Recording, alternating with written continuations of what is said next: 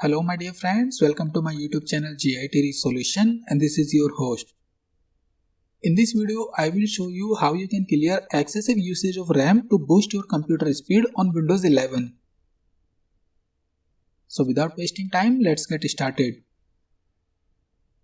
First of all, right click on Start menu. Now click on Task Manager, or you can use shortcut key on your keyboard. Press and hold Shift plus Control, then press Escape.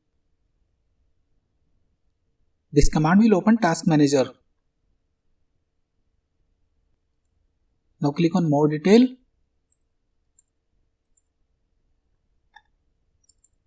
Now click on Detail tab.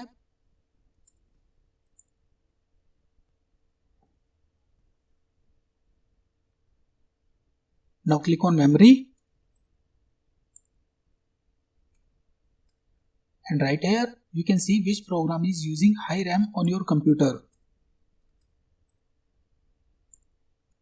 For example, these are the basic applications which are using high RAM on my computer.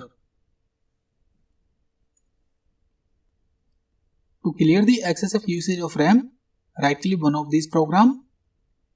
Now click on End Process Tree.